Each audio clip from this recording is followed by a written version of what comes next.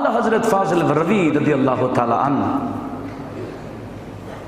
যাকে আমার আল্লাহ তাও প্রেরণ করেছেন। আমি তো আগে বলেছি ইসলামকে রক্ষা করার জন্য পাঠিয়েছেন ইমাম রব্বানীকে। ইসলামকে রক্ষা করার জন্য পাঠিয়েছেন, কারণ দিন ইসলাম বলে, দিন ইলাহি বলে, দিন ইলাহি বলে দিন ইসলামকে জবে করে দিচ্ছিল। সেই সময় পাঠিয়েছেন ইমাম রব্বানীকে ইসলামকে বাঁচাবার জন্য। আবার ইসলামের নামে মুনাফিক যখন ব্যাপকভাবে বেড়ে গেল ভারতবর্ষে, মুনাফিক থেকে ইসলামকে বাঁচাবার জন্য আমার আল্লাহ পাঠিয়েছেন ইমামে আহমদ রাজা খান ফাজিল বরভীকে, যার জীবনটা ইশকে রাসূলে ভরপুর ছিল। শুনেছেন যার জীবনে ওনার জানা মতে একটা রাসূলের সুন্নত উনি বাদ দেন নাই, যার জীবনটা ছিল সাদা সিধা। দূর থেকে একজন বান্দা আলা হযরতের সাক্ষাতে আসছেন, অনেক নাম শুনছেন, ইনি অনেক বড় আলেম। তখনও আলা হযরতের কিতাব শতাধিক ছাপিয়ে গেছে, ওনার জীবন দশায় শতাধিক কিতাব ছাপিয়ে গেছে। আবার আলা হযরত হজ করার আগে মক্কা শরীফের, মদিনা শরীফের লাইব্রেরিতে আলা হযরতের একটা কিতাব অ্যাভেলেবল হয়ে গেছিল, সেটার নাম ফতোয়া আল হারামাইন।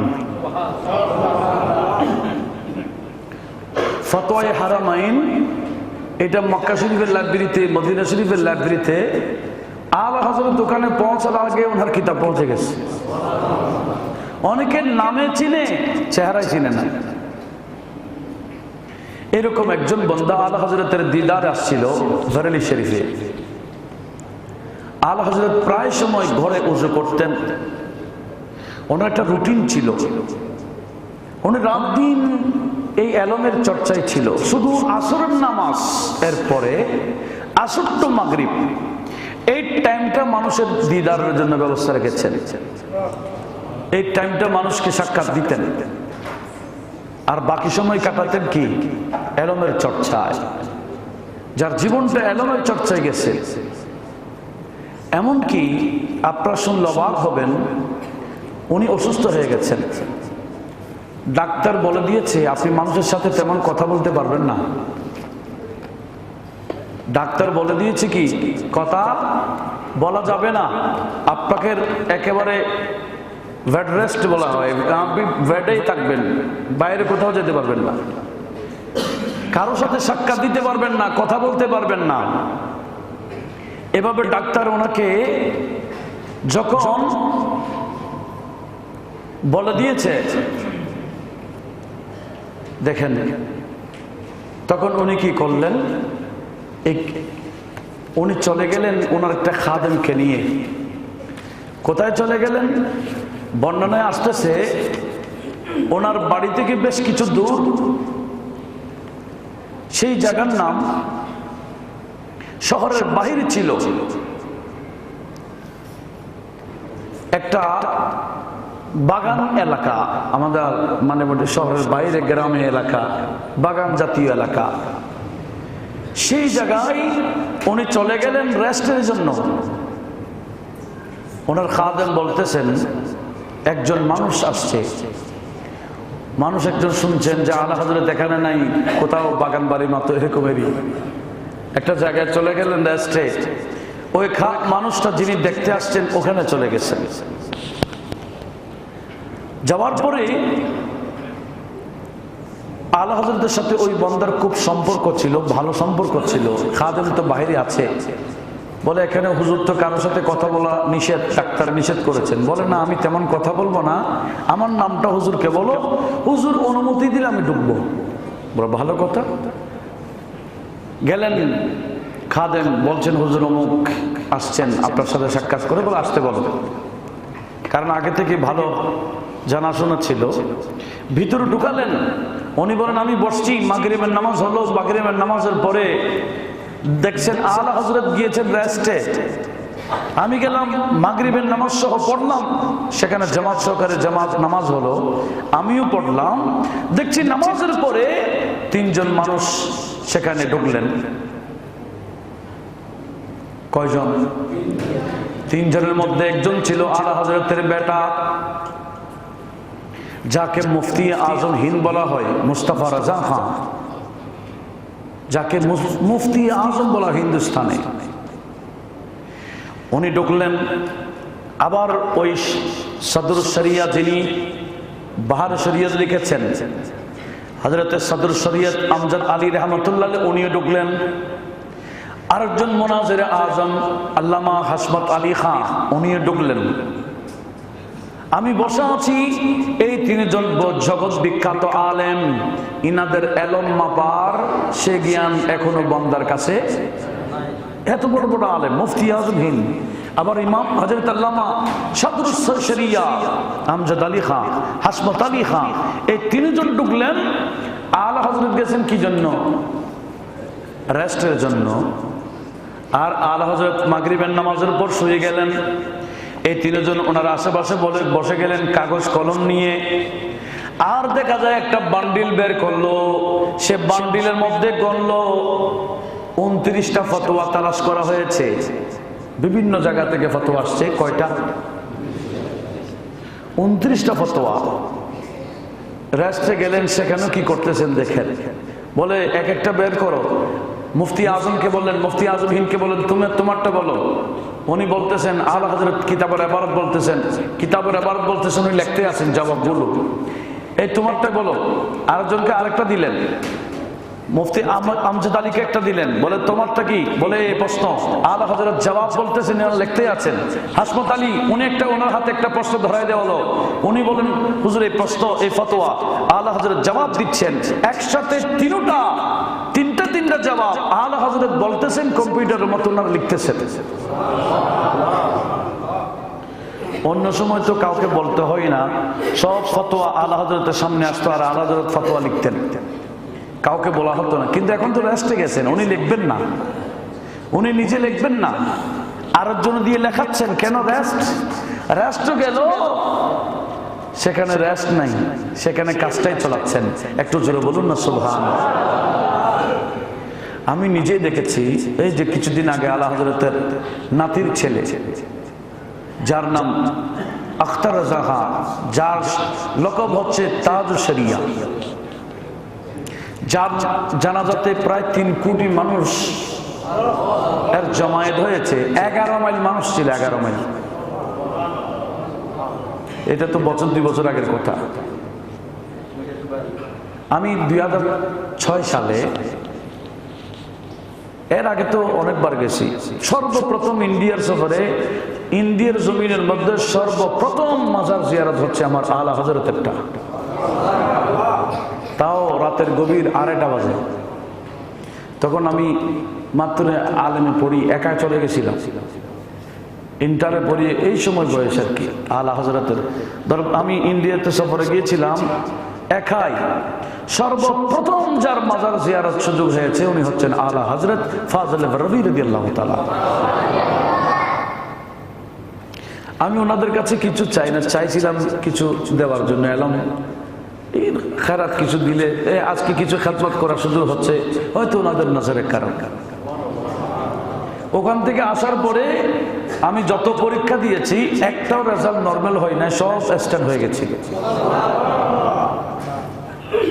গোটা বাংলাদেশের মধ্যে 20 জনকে বাছাই করা হতো। তো আমি বাকি রেজাল্টগুলো, ফাজিল বলেন, কামেল হাদিস বলেন, কামেল ফিকা বলেন, সব আলহামদুলিল্লাহ স্ট্যান্ডের মধ্যে চলে আসছে। এটা আমি অন্য কিছু না, জিনাদের দরবারে গিয়েছি, বাস এলম তালাশ করেছিলাম, এলমের খেরাত চেয়েছিলাম, কিছু ওনারা দিয়েছেন, এটা সুযোগ হয়েছে আলহামদুলিল্লাহ। কারণ এগুলো না বললে শুকরিয়া আদায় হয় না, এগুলো কোনো অহংকারের বিষয় নয়, এগুলা শুকরের বিষয়। যে যত বেশি শুকরিয়া আদায় করবে, আমার আল্লাহ তত ব্যাপকভাবে বাড়াই দেবেন। একটু জোরে বলুন আমিন। কি বলতে চেয়েছিলাম? গেলেন রেস্টে, সেখানে কি রেস্ট আছে? ওনার কথা কি বললাম? আমি যাকে দেখছি সেটা ওনার কথা বলতে চাইছিলাম। 6 সালের কথা। 2006 সালের কথা। তো ওখানে গিয়েছিলাম একটা কাজ, কারণ আমাদের কাসিম নুরি সাহেব ওনার অনেক আগের মুরিদ ছিলেন, বলেছিলেন ওনার ওয়াইফকেও ওনার মুরিদ করাবার জন্য। এই সুযোগে আমি গিয়েছিলাম 2006 সালের কথা। আমি খবর দেখছি ওনার কামরাতে গিয়ে ওই যে তাজুশ শরীয়তের কথা বলছি, উনি তখন ক্লাস টাইম না, অফ টাইম, উনি শুয়ে আছেন, দেখতেছি কামেল ফারগ হয়েছে, দৌড়াই হাদিস পড়েছে এরকম বহু ছেলে ওনার আশেপাশে বসে আছে কিতাবপত্র নিয়ে, ওনারা ইবারত পড়তেছেন আর হুজুর সেখান থেকে অনুবাদ করতেছেন। ছেলেদেরকে পড়াচ্ছে, তখনও উনি চোখে ব্যাপকভাবে দেখে না, তখনও চোখের ডিফেক্ট ব্যাপকভাবে দেখছেন না, উনি ইবারত পড়তে পারেন না, এই অবস্থা। কিন্তু এরপরও ছেলেরা ওনার চতুর্দিকে ঘুরে, উনি রেস্টে আছেন কিন্তু রেস্টে নাই, রেস্ট করতেছেন শুয়ে শুয়ে, কিন্তু ছেলেদেরকে পড়াচ্ছেন। তাও দর্শী কিতাবের মধ্যে, ফুনুনাতুর কিতাবের মধ্যে কঠিন কিতাব, এটা পড়তেছিল না মান্তিকের কিতাবগুলো, সুল্লুম কিতাব, এরকম কঠিন কিতাবগুলো পড়তেছেন। আমি বসছি, কারণ আমি তো তখন ফারেক হয়ে গেছে, কামেল পড়েছে আরো 3 বছর আগে। তো আমি বসছি ওনার দরজের মধ্যে, বসার পরে দেখছি অনেকক্ষণ পড়ার পরে সবাই বিদায় নিয়েছেন, কয়েকজন রয়ে গেছে। তো কয়েকজন উনি নাম ধরে বলছেন অমুক অমুক আছে, ওই কিতাবুল ওসিলাটা নাও। বড় একটা ভলিউম দেখলাম আরবিতে, কিতাবুল ওসিলা, এটা বলে নেও। নামার পরে বলে একজন ইবারত পড়ো, একজনকে ইবারত পড়াতে বলছেন, উনি তর্জমা করতেছেন, আরেকজনকে বলছে তুমি লেখো। দেখেন কিভাবে অনুবাদ হয়ে যাচ্ছে, বিরাট ভলিউমের একটা কিতাব। একজন ইবারত পড়ছে, উনি তর্জমা করতেছেন, ইনি ইবারত পড়তেছেন, উনি তর্জমা করতেছেন, তর্জমাটা আরেকজন কিন্তু কম্পিউটার মতো লিখে ফেলতেছেন। এভাবে ভলিউম আকারের কিতাব কয়েকদিনের ভিতরে উনি আমার যেভাবে ধরেছেন, আমার মনে হয় কয়েকদিনের ভিতরে অনুবাদ শেষ। ইনাদের রেস্ট করে এরকম সব সময় রাত দিন এলমের মধ্যে একটা শব্দ ওনার সন্দেহ হয়েছে, উন্ধে মু ঘেরনা, উনি বলেছেন একটা শব্দের মধ্যে উনি অনুবাদ করেছেন উন্ধে মু ঘেরনা, বলে এটা আমার সন্দেহ হচ্ছে, ওই লোগাত নাও। লোগাত নিয়ে বের করে একটা অভিধান বের করছেন, বের করার পর দেখলাম উনি তর্জমা যেটা করছেন বরাবর লোগাতে এটাই আছে। সন্দেহ করার পরেও চাইছিলেন আমানতদারি কাকে বলে দেখেন, এরপরও দেখছেন না উনি যেটা তর্জমা করেছেন লোগাতের তর্জমা, অভিধানের তর্জমাটা বরাবর ঠিক আছে। একটু জোরে বলুন না সুবহানাল্লাহ। এই তাজুদ শরিয়া মানে উনি পাসপোর্ট অল ওয়ার্ল্ডে যাইতেন, অনেক কান্ট্রিতে যাইতেন, কিন্তু ওনার পাসপোর্টে ছবি ছিল না, লাল পাসপোর্ট ছিল, ছবি ছাড়া। বললেন আমার ছবি দেওয়া যাবে না, ছবি ছাড়া পাসপোর্ট, গোটা ওয়ার্ল্ডে ঘুরতেন। এবার বুঝতে পারেন উনি কত বড় আলেম। যেখানে ধরেছেন যেভাবে আরবিতে বলতেন সেভাবে ইংরেজিতে বলতেন, কোন ভাষা আফ্রিকাতে প্রায় সময় উনি থাকতেন আফ্রিকায়, আফ্রিকার ভাষায় উনি জানতেন। তাজুশ শরিয়া রহমতুল্লাহ আলাইহি, একটু জোরে বলুন না সুবহানাল্লাহ। আমি তো আলা হযরতের নাতির ছেলের কথা বলতেছি বলা, এবার বুঝেন আলা হযরত কিভাবে জীবন যাপন করেছেন।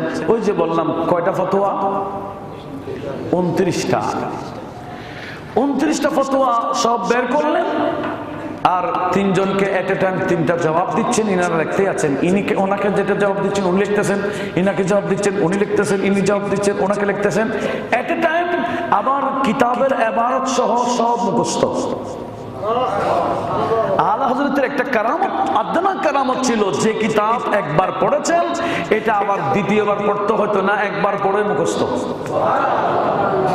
যেমন নাকি একটা সফরে গিয়েছিলেন, আলা হযরতের কাছে একটা কিতাব ছিল না, এই কিতাবের নাম উকুদুদ দুররিয়া ফি তানকিহিল ফাতওয়া আল হামিদিয়া।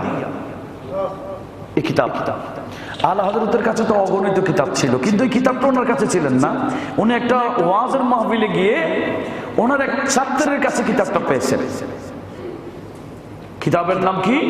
উকুদুদ দুররিয়া ফি তানকিহি আল ফাতওয়া আল হামিদিয়া।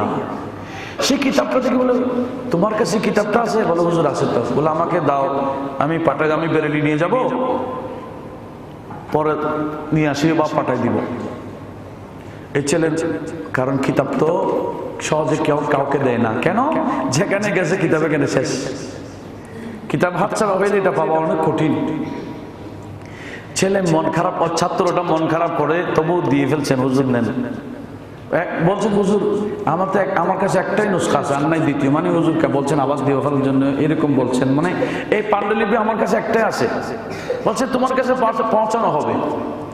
তো উস্তাদ যখন চাইছেন ছাত্র দিয়ে ফেলছেন, তো আলা হযরত মনে করছেন ওই রাতে উনি চলে যাবেন, কিন্তু ওই রাতে যাওয়া হয় নাই, পরের দিন যাচ্ছে, কিন্তু রাতে রাতে আলা হযরত কিতাবটা দেখে ফেলেছে। ট্রেনে যাওয়ার আগে, সকালে ট্রেনে উঠবেন, ওই কিতাবটা ব্যাগে ছিল, একজনকে বলছে এই ব্যাগ থেকে কিতাবটা বের করো, অমুককে দিয়ে আসিও। তো অমুকের কাছে যখন পাঠাইছে, উনি তাড়াতাড়ি দৌড়ে দৌড়ে স্টেশন আসছেন, হুজুর আপনি রাগ করেছেন মনে হয় আমার কথায়, আপনি কিতাবটা নিচ্ছেন না? বলেন নেওয়ার দরকার নাই, যে উদ্দেশ্যে নেওয়ার দরকার ছিল কাজটা হয়ে গেছে। বলে কেন? বলে তো আমি গতকাল রাতেই চলে যাওয়ার কথা ছিল, বিদে কিতাবটা নিতে চাইছিলাম, গত রাতেই আমি কিতাবটা দেখে ফেলছি, আর দরকার নেই।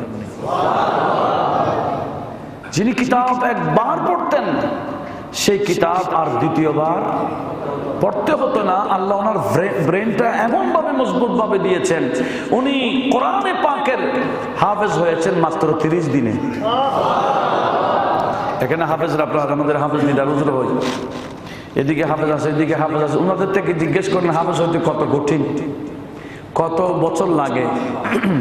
কিন্তু আলা হযরত ফাজিল বরবি হাফেজ হয়েছেন কত, কিরকম জানেন? বলে আমি এবার কোরআনের তারাবি পড়াবো, তারাবি খতমে কোরআনের তারাবি পড়াবেন, কিন্তু উনি হাফেজ ছিলেন না। দিনের বেলা একজন থেকে শুনতেন, একজন থেকে এক পারা শুনতেন, যেটা শুনতেন ঠিক একই পারা উনি আবার নামাজে পড়াইতেন।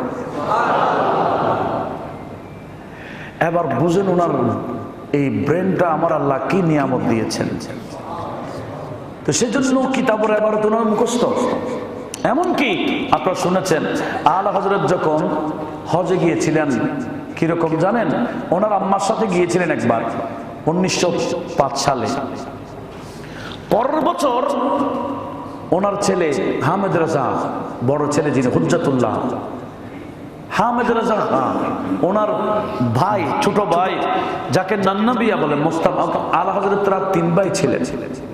আলা হযরত বড় ভাই, মেজো ভাইয়ের নাম হাসান রাজা খাঁ বেরেলি, আর ছোট ভাইয়ের নাম মুস্তাফা রাজা, না মোহাম্মদ রাজা, যাকে নান্না মিয়া বলতেন। এখন ওনার ছোট ভাই এবং বড় ছেলে দুজনকে পাঠাচ্ছেন হজে, হজে যাবেন। কিন্তু এর আগের বছর তো উনি গিয়েছিলেন, ফরজ হজ উনি আদায় করে ফেলেছেন। আদায় করার পরে এখন হবে নফল হজ। উনি দ্বিতীয়বার গেলে এটা কি হজ হবে? নফল। দেখেন উনি যাওয়ার কোনোই সিদ্ধান্ত ছিল না, কারণ তখন তো হজে যাওয়া কঠিন ছিল। পানির জাহাজে করে বোম্বাই থেকে যাওয়া হতো, আবার দিল্লি থেকে বোম্বাই যেতে হবে, বোম্বাই থেকে আবার পানির জাহাজে করে দিল্লি কি বলে জিদ্দায় যেতে হয়, ওখান থেকে হজ, অনেক কঠিন বিষয়। তো আলা হযরত ফাজিল বরবি রাদিয়াল্লাহু তাআলা ওনার ছেলে এবং ছোট ভাই, বড় ছেলে এবং ওনার ছোট ভাই দুইজনকে বাড়ায় দেওয়ার জন্য এসে গেছে বেরেলি স্টেশনে। আপনারা যারা বেরেলি গিয়েছিলেন একটু খেয়াল করতে পারেন, সে বেরেলি স্টেশনের মধ্যে আলা হযরত গিয়ে পৌঁছে গেছেন। যাওয়ার পরে হঠাৎ করে ওনাদেরকে যখন মদিনা শরীফে যাবে, ওনারা মক্কা শরীফে যাবে, ওনার যাওয়ার কোনো নিয়ত ছিল না। কিন্তু দেখা যায় আলা হযরত ফাজিল বরবি রাদিয়াল্লাহু তাআলা আনহু ওখানে গিয়ে যাওয়ার পরে এখন ওনার ছটপট শুরু হয়ে গেল। ইনাদেরকে ভাড়ায় দেওয়ার জন্য আসছে, বলে আমি ভাড়ায় দেওয়ার জন্য মদিনা শরীফে যাবে। হ্যাঁ রে, এদের সাথে তো আমিও যাওয়ার সুযোগ ছিল, আমি কেন যাচ্ছি না? ওনার এভাবে ছটপট ছটপট শুরু করেছে। কিভাবে যাবে উনি? বলে ভাড়ায় দেওয়ার সাথে সাথে ওনাদেরকে ট্রেনে পৌঁছে দিলেন। উনি তাড়াতাড়ি বাড়ি আবার ওয়াপস চলে আসছেন, বলে ট্রেন আমি এটা ধরবো না, আরেকটা ট্রেন যেটা আসছে যেটা আমি যাব, আগে আমার আম্মা থেকে অনুমতি, আমি এখান থেকে চলে যেতে পারি কিন্তু এরকম যাব না, আম্মা তো ঘরে আছেন, আমি আম্মার অনুমতি ছাড়া যাব না, আগে আম্মার থেকে অনুমতি দেব, আবার রাতেই আমি বোম্বাই রওনা হয়ে যাব হজে যাওয়ার জন্য। একটু জোরে বলুন না সুবহানাল্লাহ। দেখেন এভাবে আলা হযরত ফাজিল বেরলভী ঘরে আসছেন, চুপে চুপে সব রেডি করে ফেলেছেন, কিন্তু এখনো ট্রেনের টিকিট করে ফেলেছেন বোম্বাইয়ের। আম্মাকে এখনো বলেন নাই। যাওয়ার সময় উনি মায়ের অনুমতি নেওয়ার জন্য গেছেন। মা ঘরের মধ্যে শুয়ে আছেন আর বড় আদব সহকারে মায়ের কদমে চুমু খাইলেন। একটু জোরে বলুন না সুবহানাল্লাহ। গিয়ে বলছেন, আম্মাজি আপনার ছেলেকে তো বিদায় দিয়েছেন, নান্নে মিয়াকে, আপনার নাতিকেও বিদায় দিয়েছেন, আমি ওনাদেরকে বাড়াই দিয়েছি ট্রেন স্টেশনে, ওনারা তো বোম্বাই রওনা হয়ে গেল। আম্মা আমার বোন মানেন, আমার ভাইরা, আমার ভাই আমার ছেলে মদিনায় যাবে, আমি যাব না, এটা তো আমার মন মানছে না। আম্মা জি আমাকে অনুমতি দেন, আমি একটু মদিনা শরীফে যাব। জোরে বলুন সুবহানাল্লাহ। কি বলতেছেন? হজ করার জন্য না, হজ তো আম্মার সাথে একবার গেছে, সেখানে এক কাহিনী ঘটেছে, আপনারা জানেন সেটা। মায়ের সাথে যখন হজে যাচ্ছে তখন সমুদ্রের মাঝামাঝি যখন গেলে আরে তুফান, কেমন তুফান, মানে নাবিক বলছে আমার কন্ট্রোলের বাহিরে, আমি এই জাহাজ কন্ট্রোল করতে পারছি না, বিপরীতমুখী বাতাস চলছে। নাবিক এলান করে দিয়েছে, এটা 1905 সালের কথা বলছি, নাবিক এলান করে দিয়েছে যে কোনো মুহূর্তে এই জাহাজ ডুবে যেতে পারে, হাজির আপনারা একটু দোয়া করুন। সবাই কি দোয়া করবে? কান্নাকাটি শুরু করে দিলে, কারণ যে কোনো মুহূর্তে জাহাজ কোথায় ডুবে যাবে? ডুবে যাবে সাগরের মধ্যে। আলা হযরত ফাজিল বেরলভী রাদিয়াল্লাহু তাআলা উনি মায়ের কাছে গেলেন, পাশে বসলেন, দেখলেন মাও কান্দে। আলা হযরত মুস্কি মুস্কি হাসে বলেন, মা কাঁদছেন কেন? বলে কি বাবা তুমি শুনো নাই নবী কি এলান করেছেন? বিপরীতমুখী বাতাস চলে যে কোনো মুহূর্তে এই জাহাজ নাকি ডুবে যাওয়ার সম্ভাবনা। আলা হযরত মুস্কি হাসি দিয়ে বলে, মা কান্দিয়েন না, খোদার কসম করে বলছি এই জাহাজ ডুববে না। জোরে বলুন সুবহানাল্লাহ।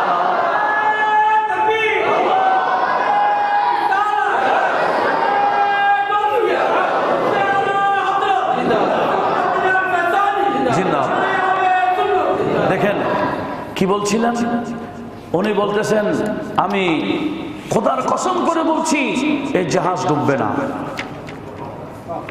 এই কথা যখন বললেন তাহলে বলে, কেন বাবা ডুববে না কেন বলছি? তুমি কসম করে কিভাবে বললা? বলে, আম্মা জি আমার ইয়াকিন আছে, আমার নবীজি সফরের মধ্যে যে যে কাজ করার জন্য বলেছেন, যে কাজ করলে বিপদ আসে না বলেছেন, আমি সেই কাজ করে এই জাহাজে উঠেছি। বরাবর নবী সুন্নাত আদায় করে আমি জাহাজে উঠেছি, বিদায় আমার ইয়াকিন আমার নবীর বাণীর উপর আছে। আমি আশাবাদী এবং ইয়াকিন এই জাহাজ কখনো ডুববে না। জোরে বলুন সুবহানাল্লাহ। জাহাজ ডুবে গেলে এই জাহাজ ডুবে গেলে আমার নবীজির হাদিসের বিপরীত হয়ে যাবে, এটা তো কখনো হবে না। আচ্ছা মা আমি তো কসম করে বললাম, ঠিক আছে আমি একটু কিছু নবীজির দরবারে আরজি পেশ করতেছি। কলমও নিলেন, কাগজও নিলেন, আর লিখতেছেন, तला तुम्हें कश्ती पे तूफान गम का, तला तुम्हें कश्ती पे तूफान गम का, ये कैसी हवाए मुखालिफ चली है, ये कैसी हवाए मुखालिफ चली है, न क्यों कर कहूँ या हबीबी अगिसीनी, न क्यों कर कहूँ या हबीबी अगिसीनी, इसी नाम से हर मुसीबत ठली है, इसी नाम से हर मुसीबत ठली है। একটু জোরে বলুন না সুবহানাল্লাহ। কি বলছে? তালা তুমহে কশ্তি পে তুফান গম কা, कश्ती डूबतेছে, तूफान চলছে, ये कैसी हवाएं मुखालिफ चली है। নাবিক বলছে বিপরীতমুখী বাতাস চলছে। ইয়া রাসূলুল্লাহ, আমি তো গোটা জীবন আকীদা এটা বিশ্বাস করেছি, কিতাবে লিখেছি, মুসিবতে পড়লে আপনার কাছে সাহায্য চাওয়ার বিষয়ে অনেক দলিল দিয়েছি, এখন তো আপনার কাছে সাহায্য চাওয়ার বড় সুযোগ এসে গেছে। না কেউ কর কহো ইয়া হাবিবি আগিসিনি, না কেউ কর কহো ইয়া হাবিবি আগিসিনি, इसी नाम से हर मुसीबत टली है, इसी नाम से हर मुसीबत टली है। नबी सरवरे हर रसूल वली है, नबी राज़दारी, नबी राज़दारी माल्ला हली है, नबी सरवरे हर रसूल वली है। एक तो जोर बोली ना सुभान। शफाअत करे जो हशर में रज़ा की, शफाअत करे जो हशर में रज़ा की, सिवा तेरे किसे को ये कुदरत मिली है, सिवा तेरे किसे को ये कुदरत मिली है।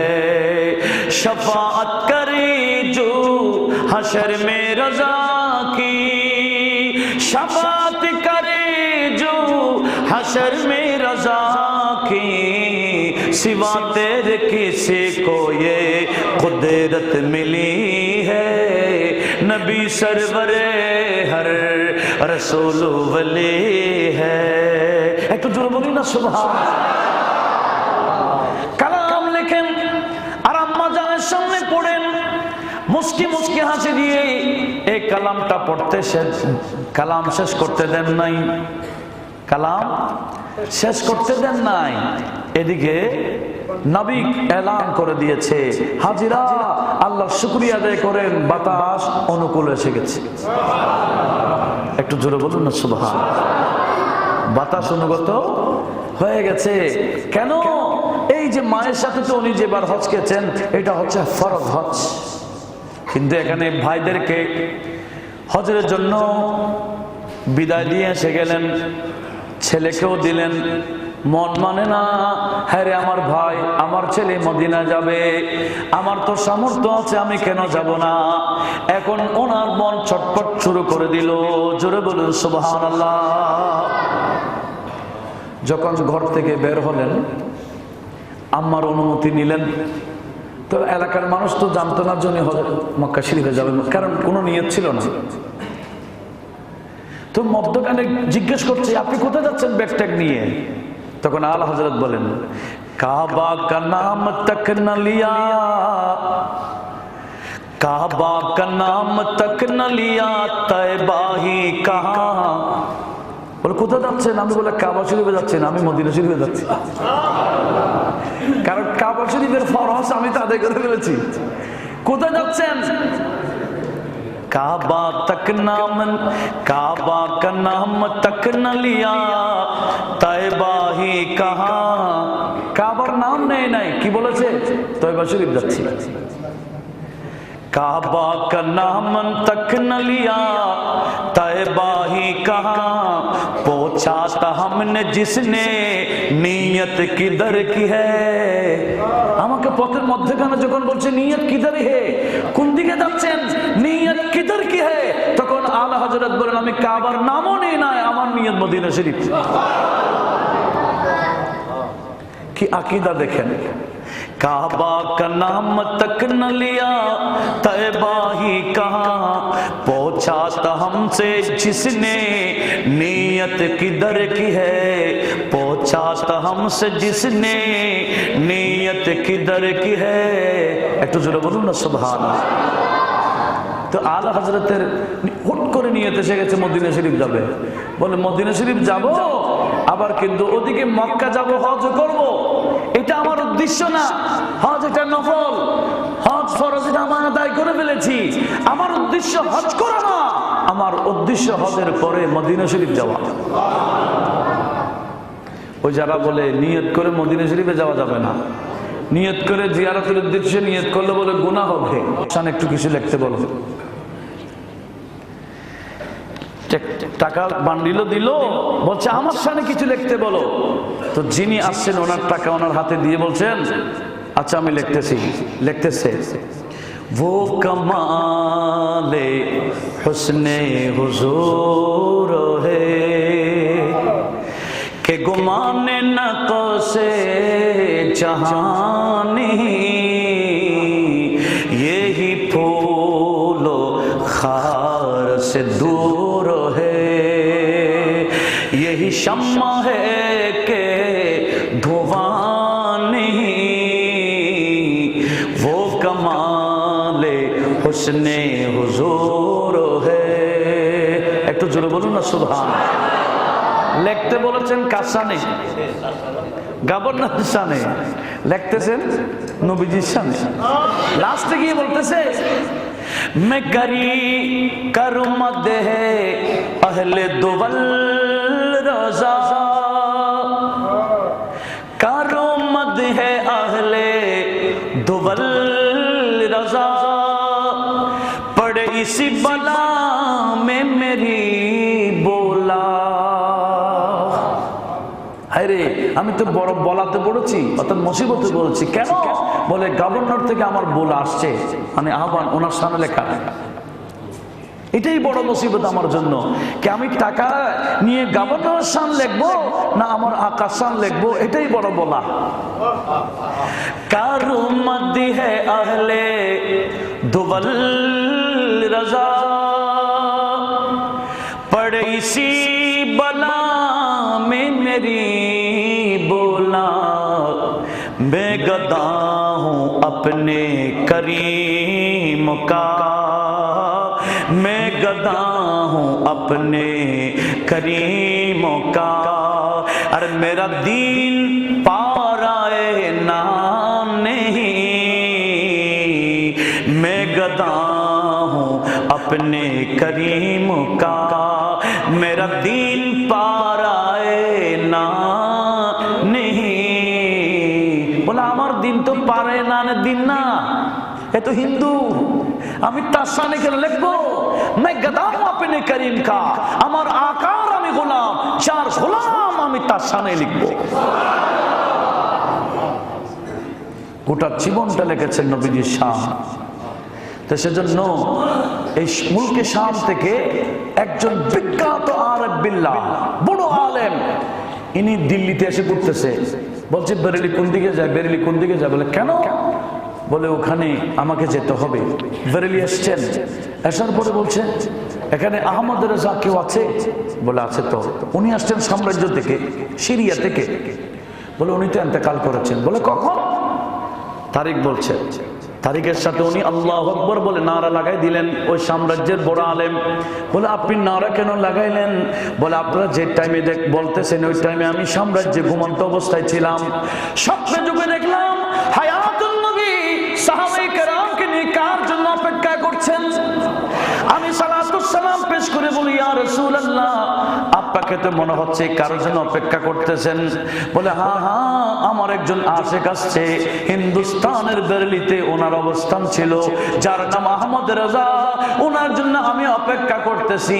এই কথা শুনে আমার স্বপ্ন ভেঙে গেল। নবীজি যার জন্য অপেক্ষা করতেছেন বলেছেন আমি আর মন টিকাইতে পারি নাই, সাম্রাজ্য থেকে সফর করে হিন্দুস্তানে বেরেলিতে আসছে ওনাকে দেখার জন্য।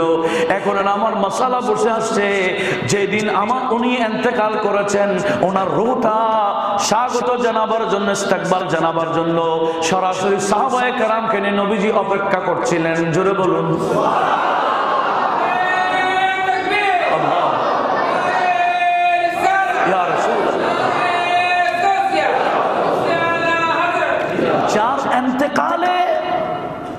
যার ইন্তেকালে আমার নবীজি অপেক্ষা করছেন ওনার রূহটা স্বাগত জানাবার জন্য। এবার বুঝেন আমার নবীকে কিভাবে রাজি করেছেন। সেজন্য আলা হযরত বলেন, আমি একটা কালাম লিখেছি, তোমরা আমি মারা যাব, আমার জানাজা যেখানে পড়বে, জানাজার পরে আমার লাশটা যখন আমার কবরের দিকে আসবে, নীরবতায় আমাকে কবরে নিয়ে আসবে না।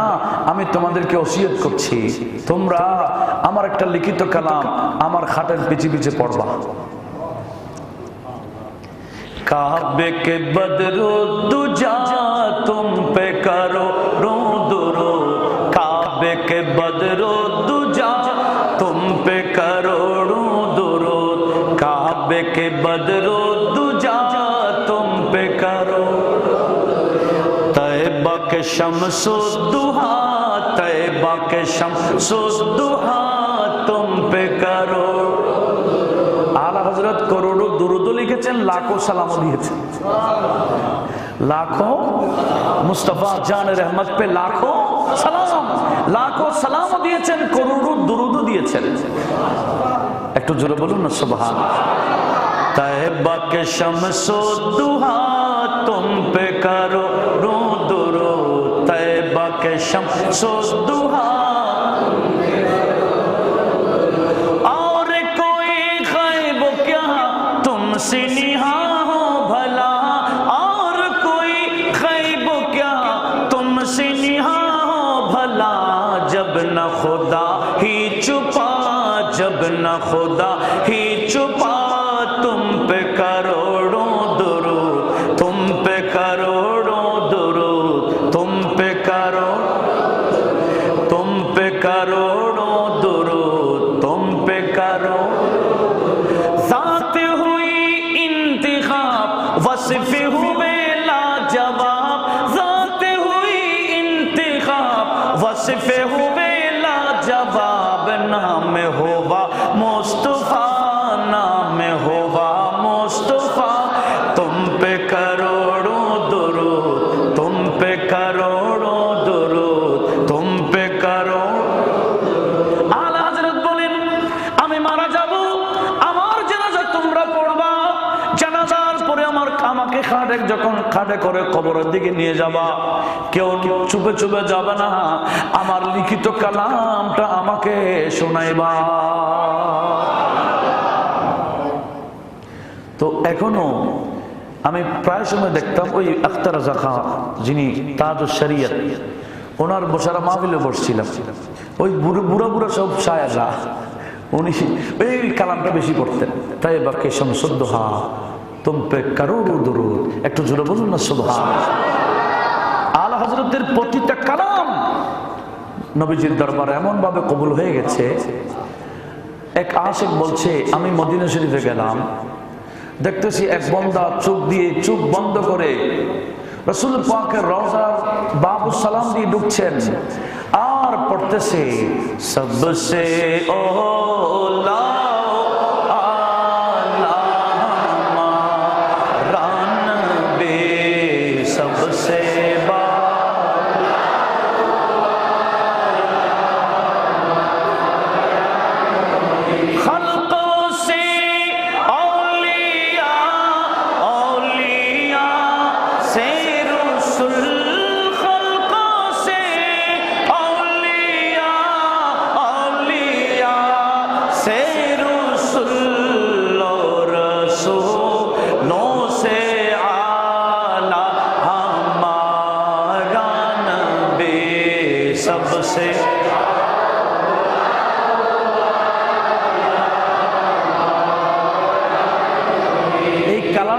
যত শুনি তত মজা লাগে।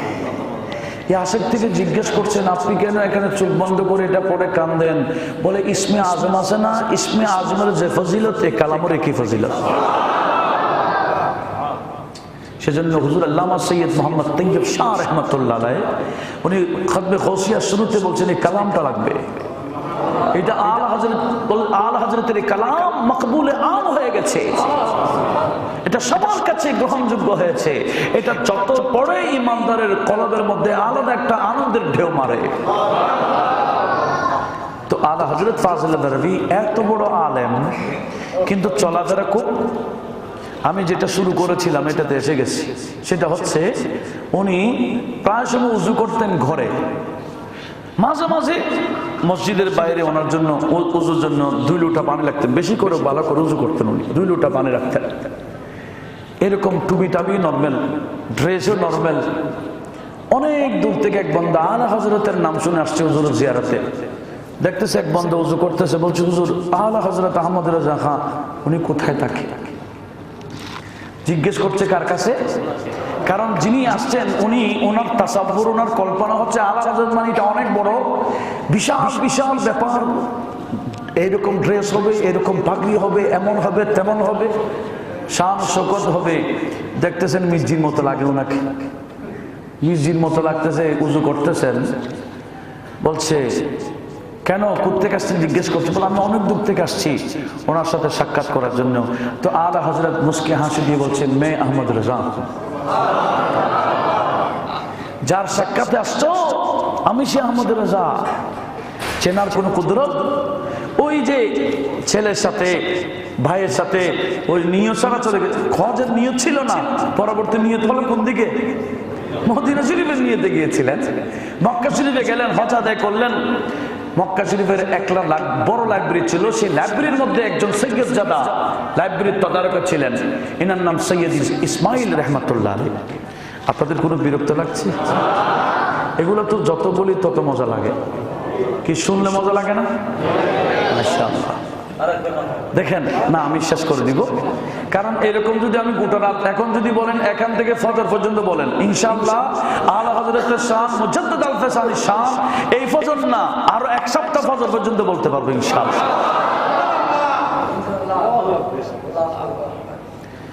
তো আলা হযরত লাইব্রেরিতে গেলেন, লাইব্রেরির মধ্যে বসা আছেন তদারকের মধ্যে সৈয়দ ইসমাইল রহমাতুল্লাহ আলাইহি। এখন আলা হযরত এক জায়গায় বসে আছেন, ওনার ছেলে হুজ্জাতুল্লাহ আহমদ রাজা খান উনি এক জায়গায়, বড় বড় আলেমরা কেন তাকরার করছেন, তাবাদুলে খেয়াল করছেন, বিভিন্ন মাসালা নিয়ে আলোচনা করছেন।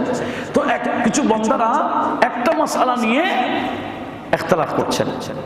বলছে কেউ বলছে এটা এরকম, কেউ বলছে এরকম, আর তো বলছে না কিতাবের মধ্যে এরকম আছে, ওয়ালাইহিল ফাতওয়া আছে। এটা দূর থেকে আলা হযরত শুনলেন।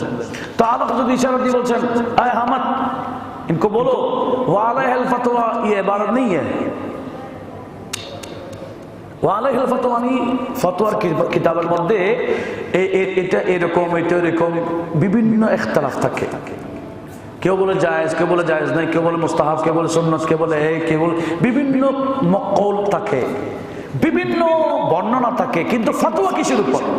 তো সেখানে লেখা থাকে ওয়ালাইহিল ফতওয়া, যেটা বলার পর লাস্টে এটা ফতোয়ার কিতাবে ওয়ালাইহিল ফতওয়া লেখা থাকে। এখন একজন বলছেন আমি যেটা বলছি এটার মধ্যে ওয়ালাইহিল ফতওয়া লেখা আছে অমুক কিতাবে।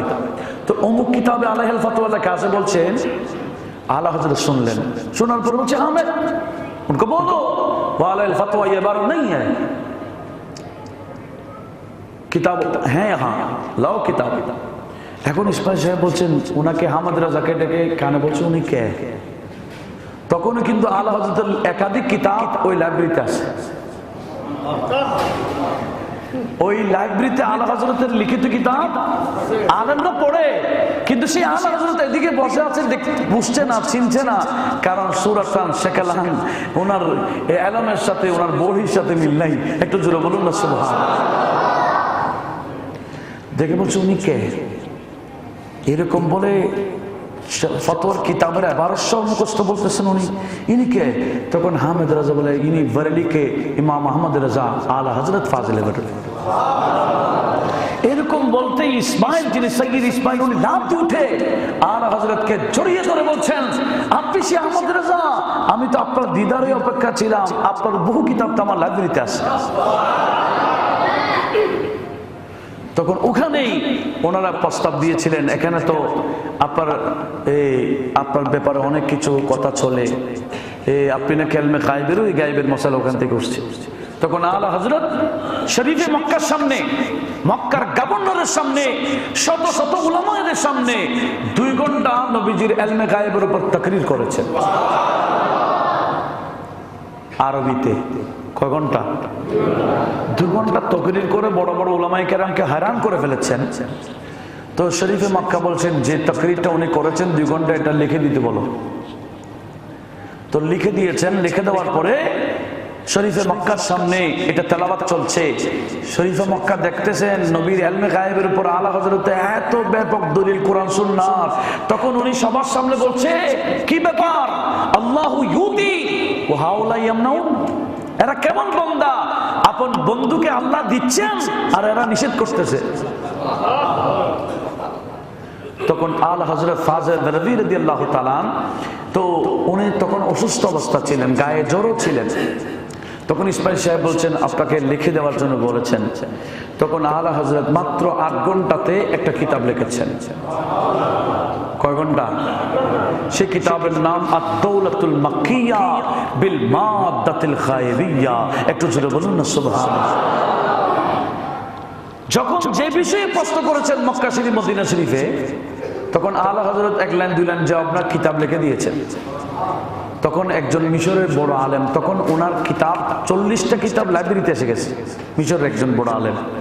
উনি আলা হযরতের কথা শুনিয়ে তাড়াতাড়ি ওনার ছাত্র নিয়ে আলা হযরত থেকে তাকরিজ দেওয়ার জন্য, আলা হযরত থেকে সনদ নেওয়ার জন্য, আলা হযরতের সাক্ষী হওয়ার জন্য উনি লাইন ধরেছেন। আলা হযরতের এই শান শওকত দেখে আরব মক্কা শরীফ মদিনা শরীফের বড় বড় আলেম ওলামারা আলা হযরতের ছাত্র হওয়ার জন্য, তাকরিজের জন্য, সনদ নেওয়ার জন্য দলে দলে আসতেছে। একটু জোরে বলুন না সুবহানাল্লাহ।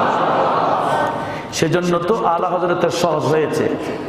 এই যে 4-5 জনের ব্যাপারে আলা হযরত কাফের ফতোয়া দিয়েছেন দেওবন্দীদের, তো তাকরিজের জন্য এটা লেখার পরে মক্কা শরীফ মদিনা শরীফে পৌঁছানোর পরে তখনও তো আলা হযরতের ছাত্র ছিলেন শত শত মক্কা মদিনায়, এরা সবাই তাকরিজ করে দিয়েছেন। এটা ফতোয়া আম হয়ে গেছে। হুসামুল হারামাইন, অর্থাৎ হারামাইন 2 হারামের ঢাল তলোয়ার, হুসামুল হারামাইন। এভাবে 1500-এর মতো কিতাব লিখেছেন আলা হযরত ফাজিল রাবি রাদিয়াল্লাহু তাআলা, যার কিতাবের আলোচনা করলে এটা আমার মনে হয় কয়েক ঘন্টা লাগবে, এত ব্যাপক আলোচনা। তো আজকে আর কথা বলছি না, এতটুকু বলবো। তো আজকে আমরা 2 মুজাদ্দিদের স্মরণ করেছি। কেন? এই 2 মুজাদ্দিদের নিগাহে করম পাওয়ার জন্য। এত ব্যাপক ইমাম রাব্বানির কত বড় আরেফ বিল্লাহ ইমাম রাব্বানি, এটা বয়ান করে শেষ করা যাবে না। আলা হযরত ফাজিল রাবি কত বড় আরেফ বিল্লাহ, এটা বয়ান করে শেষ করা যাবে না। এখনো পর্যন্ত আলা হযরতের তাসাররুফ চলে। আলা হযরতের কথা কি বলবো। এই আলা হযরতের বেটা মুফতি আজম হিন্দ একটা এলাকায় গিয়েছেন, মাগরিবের নামাজ পড়ে কার উঠছেন, কার উঠে উনি ওজিফা পড়তেছেন, গৌসে পাকের ওজিফা। এদিকে কারের চাকা কখন যে খুলে গেছে কে খবর নেই। অনেক দূরে যাওয়ার পরে কার আস্তে করে বসে গেছে, ওজিফা শেষ, কারও বন্ধ।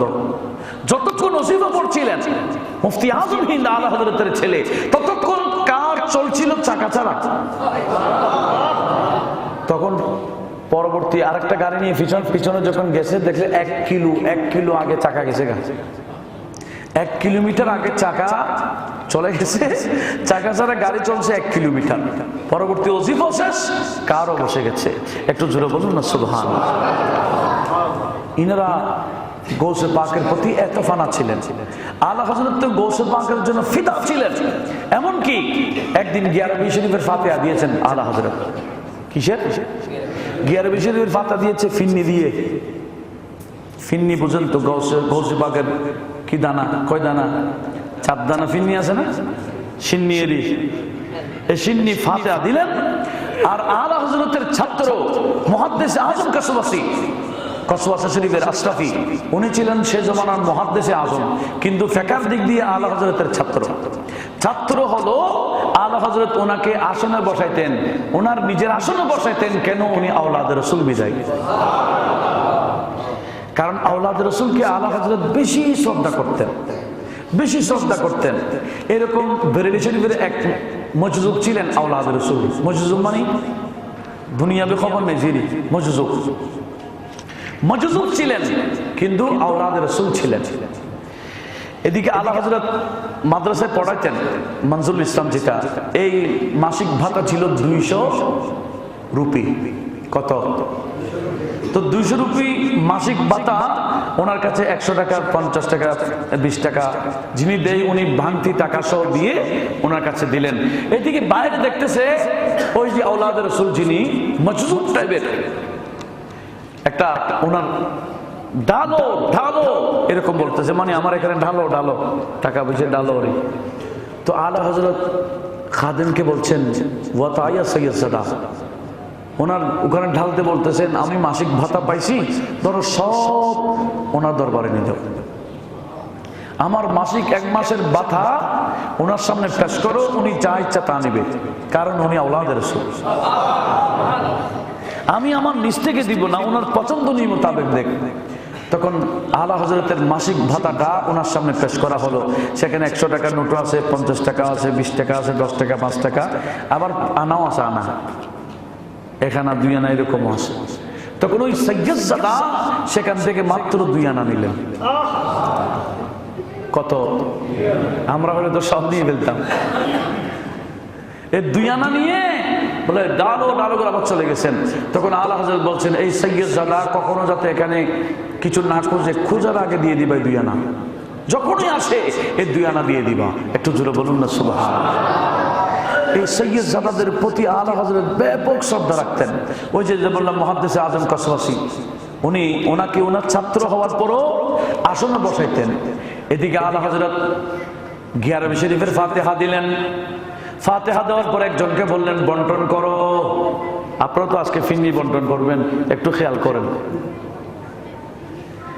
ফিন্নি বন্টন করতে দিলেন, সিন্নি এরকম বন্টন করতে গিয়ে চামচ দিয়ে বন্টন করতে গিয়ে চামচের নিচে লাগে থাকে না, সেখান থেকে কখন যে 1 ফোঁটা জমিনে পড়ে গেছে, যিনি বন্টন করছেন উনিও খেয়াল করে নাই। কিন্তু আলা হযরত ওই খাট থেকে দেখলেন ফিন্নি শিরনি নিচে 1 ফোঁটা পড়ে গেছেন, ওই ফোঁটা জমিনে পড়তে দেন নাই, লাফ দিয়ে আলা হযরত খাট থেকে নিচে পড়ে জবান দিয়ে নিজের জিহ্বা দিয়ে ফিন্নি গুলা নিজে নিয়ে নিলেন। জোরে বলুন সুবহানাল্লাহ। জিহ্বা দিয়ে নিলেন জমিন থেকে। বলে এটা সাধারণ ফিন্নি না, সিন্নি না, এটা হুজুর গৌসুল আজম শেখ জিলানীর ফাতিহা সিন্নি। হাত লাগালেন না, কি লাগাইয়ে? এবার বুঝেন কি আদব, কি আদব শিখাইলেন আলা হযরত। সেজন্য আলা হযরত গৌসুল পাকের প্রতি এত শ্রদ্ধা ছিলেন। মাত্র 6 বছর বয়স আব্বা থেকে জিজ্ঞেস করেছেন আব্বাজি হুজুর গৌসুল পাকের মাজার কোন দিকে? তো আব্বা দেখাই দিলেন উত্তর দিকে। তো ওনার 6 বছরের পরে উত্তর দিকে, ওনার ইন্তেকালের আগ পর্যন্ত উত্তর দিকে পা দেয় নাই। 6 বছর বয়সে জিজ্ঞেস করলেন গৌসুল পাকের মাজার কোন দিকে, সেদিকে আর জীবনে পা দেয় নাই। এবার বুঝেন মক্কা শরীফে পা দেওয়া, মদিনা শরীফের দিকে পা দেওয়া কত বিষয়, বিশাল মারাত্মক বিষয়, যেখানে আলা হযরতের আদব হুজুর গৌসে পাকের মাজারের দিকেও পা দেয় নাই। তো এই আদবে ওনাকে এত তরক্কি করেছেন, এই আদবেই ওনাকে এত উঁচু নিয়ে গেছেন। আল্লাহ পাক সুবহানাহু ওয়া তাআলা ওনার জীবন থেকে, এই আদবের সালাতের থেকে আমরা শিক্ষা নেবার তৌফিক দান করুন, আমিন।